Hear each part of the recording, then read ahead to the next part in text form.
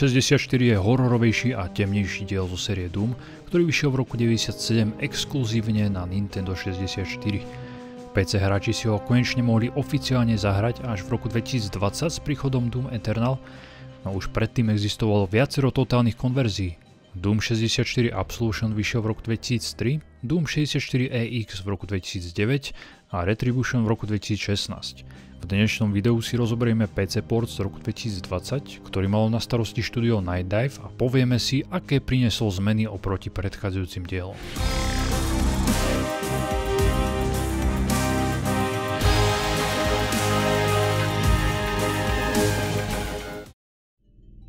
Doom 64 vyrobilo štúdio Midway Games, známe predovšetkým pre sériu Mortal Kombat.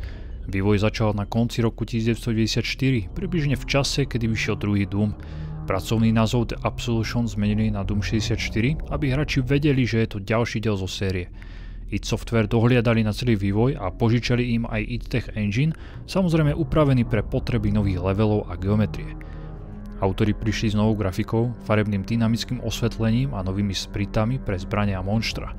Novovydaný remaster, ktorý vytvorilo štúdio Night Dive, používa Kex Engine, na ktorom bežia všetky remastery od nich, vrátane prednedávnom recenzovaného Turoka alebo Rise of the Triad, ktorý vyšiel na začiatku augusta.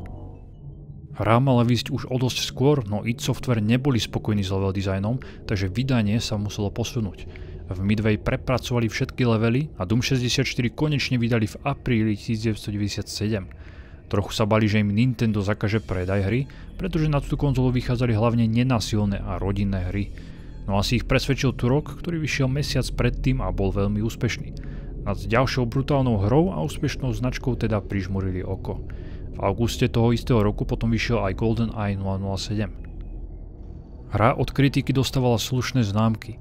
Z 30 hodnotení sa číslo vyšplhalo až takmer k 8.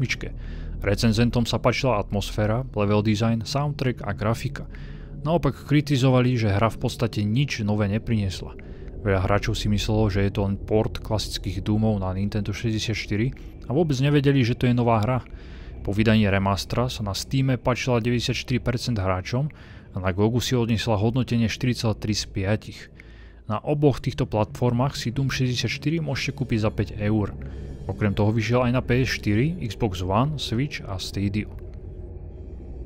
Priebehovo Doom 64 nadväzuje na predchádzajúce dva diely a samostatný datadisk Final Doom, takže sa pohodlne môže volať Doom 3. Von z pekla sa dostala silná entita, ktorá oživila všetkých mŕtvych démonov. Tentokrát musíte zabiť matku démonov a prirodzene aj všetkých ostatných menších. A opäť na to budete sám, pretože ste ako jediní prežili. Doom 64 uzatvára prvú trilógiu príbehu Doomgaia, alebo v podstate prvé 4 hry vrátane Final Doom. Hudba a zvuky boli vytvorené Aubrey Hodgesom, ktorý ich vytvoril aj pre PlayStation verziu. Je ambientná, plná temných hlbokých zvukov a škriabania ocele. Hudba nie je rockového charakteru, takú tu nájdete len jednu skladbu. Inak v nej budete počuť rôzne nízkofrekvenčné húčania, zvuky strojov alebo výkriky ľudí či detský plač. Typická pre survival či hororové hry, podobná ako u Silent Hill.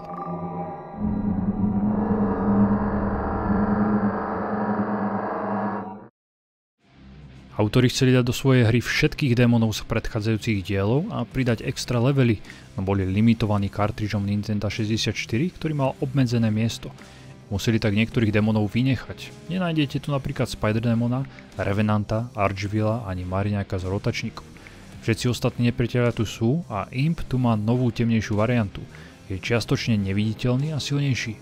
Zaujímavosťou je, že táto varianta Impa mala výjsť už v PlayStation verzii pôvodného Dooma, no bola zrušená a prvýkrát sa objavila až tu v Doom 64. Nepriatelia celkovo sú trochu iní. Nie sú ručne kreslení, ale sú to renderované modely prevedené do 2D spritov. Ich vzhľad je o dosť demonickejší. Gregor Panches, ktorý pracoval na prvých dvoch Doom hrách, pomohol Midway a vytvoril im skutočné 3D modely. Zombie Man vyzerá detailnejšie, no je stále rovnako nepríjemný, pretože ako jediné monštrum vám dá instantné poškodenie. Preto ho zabijajte ako prvého. Imp vyzerá viac mimozemský, pretože nemá otvorenú papuľu a nevidíte jeho zuby. Pinky je zase svalnatejší, no prišiel mi slabší. Najväčší rozdiel uvidíte pri Kakodémonovi. Vyzerá zlovesnejšie, má ostrejšie zuby, väčšie oko a na rukách má reťaze. Originálne ruky nemal, bola to taká milá červená guľa. Pain Elemental vyzeral podobne, bola to hnedá lietajúca guľka, ktorá občas vyvolala stratenú dušu. Tu sa mu autori rozhodli dať dve papule, z ktorých neustále generuje nové a nové duše, ktoré vám budú znepríjemňovať život. Po smrti vyvolá ešte 3 ďalšie. Odporúčam ho zabiť čo najskôr, je to najťažší nepriateľ v hre. V leveli našťastie môže poletovať maximálne 17 stratených duší. Mancubus je podobný, no v pôvodných hrách mi prišiel viac gigerovský. Rozpätie striel má väčšie a viac náhodné, preto si držte od neho odstup alebo buďte blízko nejakej prekažky, za ktorú sa schováte. Arachnotrón je o dosť väčší a tmavší. Oproti pôvodnej verzii, ktorá neustále strieľala jeden projektil, v Doom 64 strieľa 2 energetické strely naraz, no po 5 vystreleniach urobí krátku pauzu. Pekelný rytier mi prišiel o dosť slabší, zabijete ho na 3 rany z dvojhlavňovky. Pritom života má rovnako ako v predchádzajúcich dieloch, no jeho ohnivá guľa je pomalšia, takže je ľahšie sa jej vyhnúť, aj keď ste pri ňom blízko. V neskorších leveloch ho budete stretávať neustále. A jeho silnejšieho brata, barona z pekla, ktorého rozoznáte tým, že má červené ruky a vystreľuje na vás červené ohnivé gule. Pôvodne mal byť trochu iný, ako môžete vidieť z videa Gregora Pančeca. Cyberdémon je posledné monštrum, ktoré stretnete, okrem bossa. Nie je až taký široký, no jeho vzhľad aj animácia smrti sa mi páčili. Života má rovnako, no jeho rakety sú o dosť rýchlejšie. Nová zbraň je tu v podstate len jedna, ostatné sú rovnaké. Motorovka tu je dvojitá, jej dizajn sa mi nepáčil. Osobne preferujem klasickú verziu. No dočkala sa zlepšenia, rýchlejšie reže a vďaka tomu môžete démonov častejšie dostať do ministanu. A rýchlejšie sa zabíjajú ružové prasce. Dvojhlavňovka nemá animáciu nabíjania. To ma zarazilo, pretože mi tam dosť chýbala. V Doom 2 bola hrozne cool a presne ste vedeli, kedy vystreliť. Mohli ste si to načasovať. Okrem toho zvuk mala božský. Tu neviete, kedy môžete znovu vystreliť a výstrel vás trochu odhodí dozadu. Rakety z raketometu majú väčšiu rýchlosť, rovnakú ako u Cyberdémona a tiež vás po vystrelení trochu odhodí dozadu. Plazmová puška bola jediná zbraň, ktorú som takmer vôbec nevyužil. Okrem toho má otravný zvuk, keď s ňou nestrieľate a stále bzučí.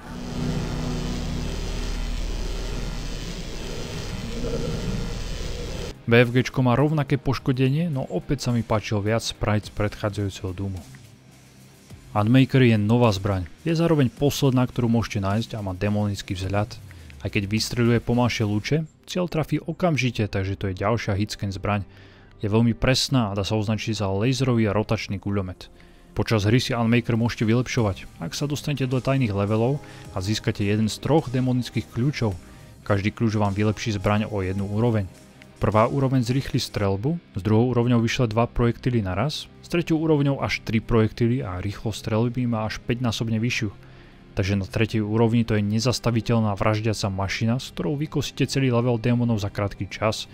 A v poslednom leveli vďaka kľúčom môžete zavrieť brány démonov a uľahčiť si tak boss fight.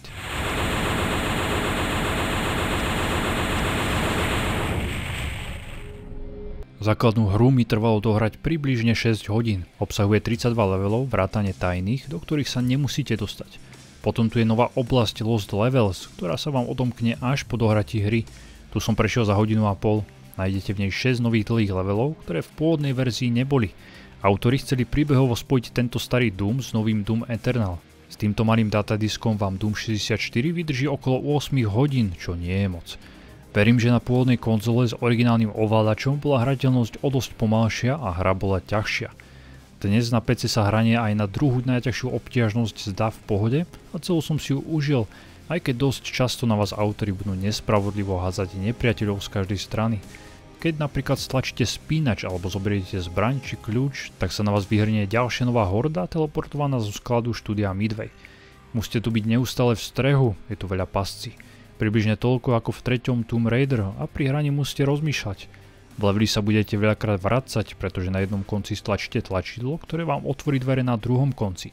Nie je to až také hardcore ako v Hexenovi, kde sa po stlačení tlačidla otvorili dvere v úplne inom leveli, no je to podobné. Veľakrát ma fascinovalo, ako skvelo dokázali autori využiť priestor levelu. Väčšinou sa budete pohybovať na nejakom hrade, v ktorom sa vám budú postupne otvárať jednotlivé časti, alebo sa celá miestnosť priamo pred vami prestavia.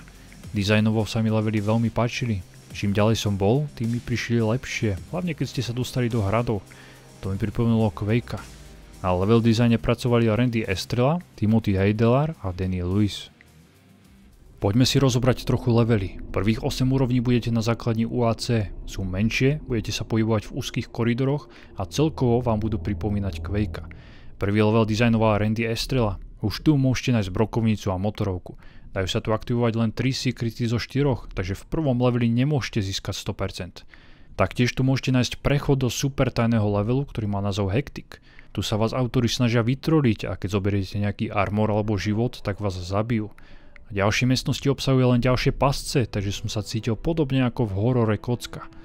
V 6. leveli je časť s plošinkami, ktorá ma trochu zmiatla. Musíte preskočiť do otvorenej časti na druhej strane. Ak sa vám to nepodarí a spadnete dolu, zaútočí na vás veľa neviditeľných prasiat. Dá sa odtiaľ utiecť pomocou malých schodov, ktoré vôbec nevidíte, pretože tam je tma ako v rohu. V 8. leveli som trochu blúdil, keďže jeden spínač vám len na krátky čas pustí dole výťah a vy musíte hneď skočiť do teleportu. Potom tu je žltý kľúč zavretý v klietke. Jeden spínač klietku odomkne, no druhý ju zavrie, ale spustí klietku zase dole. Dlho som si nad tým lámal hlavu. Musíte vyjsť von z miestnosti a stlačiť žlté tlačidlo, ktoré je blízko. Vtip je v tom, že keď ho aktivujete, tak sa neprehrá žiadny zvuk, ani sa tlačítko nezmení, že ste ho stlačili. To mi prišlo ako chyba. Je tu aj jedna nepovinná miestnosť, v ktorej môžete získať plazmovú pušku. Máte na to len 2 pokusy. Či ste trafili, si môžete pozrieť kamerou, čo je nová mechanika. Niekedy sa pri spínači nachádza kamera, ktorá vám ukáže, čo odomkla. Je to fajn, no našiel som ju len niekoľkokrát. 8. level skončí veľkou prestrelkou medzi vami a barónmi z pekla. Po ich zabití sa vám otvorí portál do pekla. Od 9. úrovne až po koniec hry budete v pekle. Môžete si všimnúť iné asety, ktoré sú viac do stredoveku a demonickú oblohu, ktorá sa pohybuje. Hneď prvý level je kopírkou 7. mapy z 2. Doomu, v ktorom sa ocitnete v aréne najskôr s Mankumusmi a potom s Arachnotronmi. V ďalšom leveli môžete pri vodopáde nájsť BFGčko. 12. level pomenovaný ako Oltár bolesti sa mi páčil. Budete sa pohybovať po pekelnej pevnosti, nepriatelia na vás budú strieľať odvšadiaľ a do toho budete vidieť v diaľke blesky a počuť detský plač. Nájdete tu Unmaker. Aj 13. level Temná citadela je skvelý. Je tu veľa pascí a množstvo odlišných miestností. Napríklad jedna, v ktorej musíte aktivovať vystreľujúce šípy, aby ste mohli zobrať kľúč. 15. level je tiež parádny. A hneď na začiatku vás môžu zmasakrovať navádzané strely. Ich sprity sú z Revenanta, no toto monštrum to bohužiaľ nie je. Neskôr tu nájdete malú nepovinnú hadanku. Musíte uhádnuť, kde sa na jednom z 5 podstavcov schováva orb života. V 17. leveli bude tóna spavnujúcich sa démonov a keby toho nebolo málo, tak si v závere zabojujete proti Cyberdémonovi. 19. level Spyro je jedným z tých, ktoré by ste mohli prebehnúť za minútu bez zabíjania nepriateľov, ak viete, kam máte ísť. Neskôr som to len tak zo srandy vyskúšal, no nedá sa to, pretože počas vašich akcií v úrovni naspavnujete toľko monštier a hlavne stratených duší, že vás zaseknú a zožerú zaživa. 21. level bol veľmi dlhý a náročný, pripomnelo mi to demonické levely z 2. Doom. Všimnite si pozadie, všade je pekelný oheň a neskôr bude aj zelený. 23. úroveň je chrám, v ktorom musíte hľadať kombinácie dverí a potom ísť tlačiť červené, žlté a modré tlačidlo v správnom poradí. Toto musíte urobiť celkovo 3-krát a dosť sa nachodíte. Predposledný level je v podstate väčšia arena, v ktorej proti vám pôjdu 2 cyberdémoni. Naokolo máte dostatok nábojov do BFGčka alebo raketometu, tak to bude ľahký boj. Nakoniec si zabojujete proti matke všetkých démonov, ktorá na vás najskôr pošle z 3 brán svoje detičky a keď ich zničíte, príde sa s vami vysporiadať sama. Nie je ťažká, zabil som ju na 2 strely z BFGčka a ak máte vylepšený Unmaker na maximálnej úrovni, tak ju zabijete ešte rýchlejšie. Potom tu sú špeciálne levely. Prvý je nazvaný Mačka a myš. Vy ste myš a mačka je Cyberdémon, ktorý vás bude naháňať. Dá sa tu nájsť len raketomet a démon sa bude za vami teleportovať alebo prechádzať cez steny. Nie je tu moc priestoru, čo celý súboj s ním komplikuje a v stenách otravujú impovia. Ďalší level Hardcore je v podstate arena, ale dosť hardcore. Neustále sa budú spawnovať noví a noví démoni. To isté ďalší level Playground, ktorý je podobný. Doom 64 je ďalšia skvelá doomovka, ktorú si určite zahrajte. Hra beží výborne, hrateľnosť, pocit zo streľby a akcia tu je perfektná. Od predchádzajúcich dielov toho nového moc neprináša, no je tu ponurejšia atmosféra, skvelý ambientný soundtrack a výborný level design.